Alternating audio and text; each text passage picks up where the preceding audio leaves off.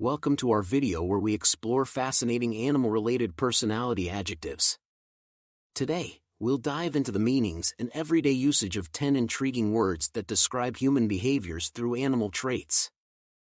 Let's explore the word fishy. When something feels fishy, it suggests that something isn't quite right, like when a story has inconsistencies or seems too good to be true. This term signals doubt or suspicion, often triggered by a gut feeling that someone may be lying or concealing the truth. The use of fishy is particularly effective when you can't pinpoint exactly what is wrong, but something about the situation makes you wary. For example, if a deal appears unusually advantageous without a clear reason, describing it as fishy can convey your hesitance and prompt others to reevaluate the details.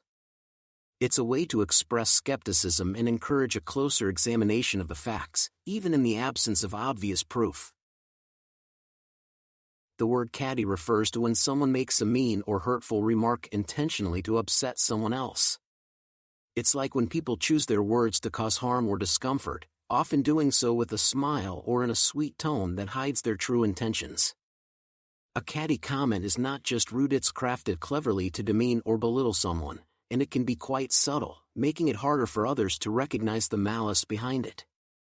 When someone is being catty, they might appear friendly or complimentary on the surface, but the underlying message is negative and harmful. This kind of behavior is especially common in situations where someone wants to put another person down while still appearing polite to others. Despite the outward niceness, the real goal is to hurt or manipulate feelings, often leaving the recipient of the comment feeling confused and insulted. Understanding this term helps us identify when seemingly harmless comments are actually intended to sting, reminding us to look beyond the words to the intention behind them. Foxy can have a negative connotation when it describes someone who is cunning in a deceitful or manipulative way. This means the person is very clever but uses their cleverness to trick others or get what they want unfairly. A foxy individual might use sneaky methods, mislead people, or hide their true intentions to achieve their goals. They often seem charming and smart, but their actions are focused on their own benefit, sometimes at the expense of others. The word ratty can be used to describe two different situations. First, it can describe a person who often feels annoyed or is frequently in a bad mood. For example, think of someone who is always grumpy and unhappy in the morning. This person might complain a lot or get upset over small things.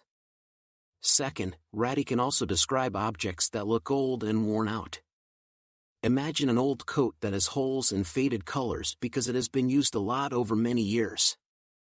This coat might look like it's falling apart and not very nice to wear anymore. So, when you hear someone use the word ratty, they might be talking about a person who is not in a good mood, or they might be describing something that looks very old and not in good condition. When we use the word batty, we are saying that someone behaves in a way that is a bit strange or unusual, but usually, it's not harmful, it's more interesting and quirky. Imagine a person who comes up with ideas that are very different from what most people think of, or someone who does things in a unique way that is not typical. For example, someone might dress in colorful, mismatched clothes or have a hobby that is very rare. The term batty can describe people who are very creative and like to think in ways that are not usual. They think outside the normal rules. Their ideas might seem odd or funny to others, but these ideas often show a lot of imagination and creativity. So, being batty can be seen as a positive trait as well, especially when it comes to being inventive or coming up with new, exciting ways of doing things. The term lion-hearted is a special way to describe someone who is extremely brave, much like a lion. Imagine someone who has the courage to face situations that would scare most people away. A lion-hearted person doesn't back down from challenges. Instead, they meet them directly, without showing any fear. This phrase is often used to talk about people who are not only brave but also have great inner strength and determination. They are the kind of people who stand up for what they believe in, even if it's difficult or dangerous. Just like a lion, which is known as the king of the jungle for its strength and fearless nature, a lion-hearted person shows remarkable bravery and a bold spirit. The word cowed describes a situation where someone feels so scared or intimidated that they are unable to do what they want or express themselves freely.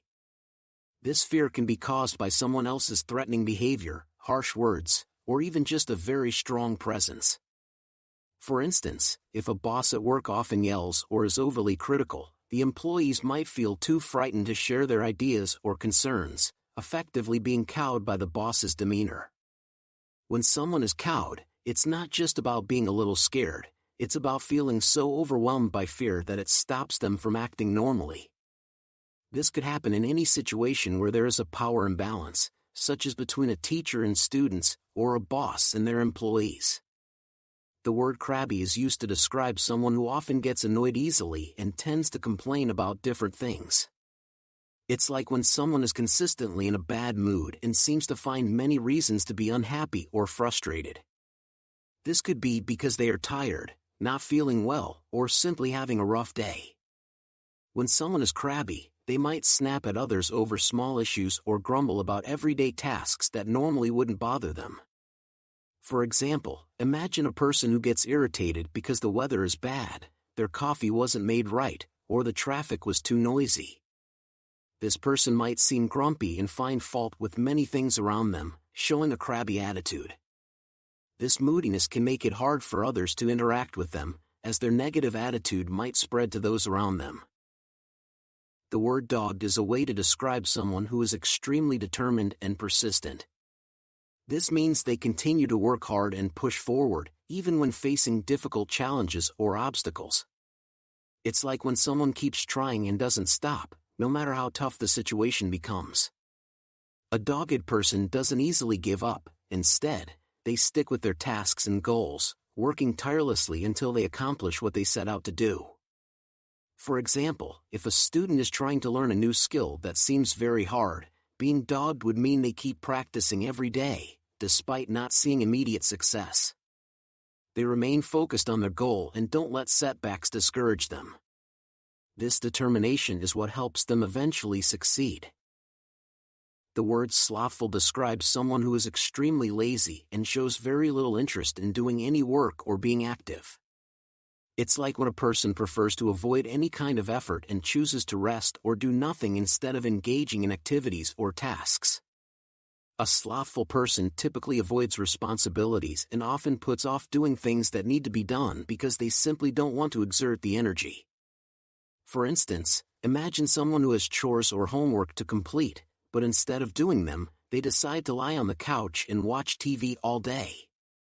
This behavior is an example of being slothful. Such a person might make excuses to delay their tasks further, claiming they will do it later or tomorrow, but often they continue to procrastinate. That's it for our exploration of animal-inspired personality descriptors. We've delved into a range of terms from fishy to slothful, each uniquely capturing human traits and behaviors through the lens of the animal kingdom.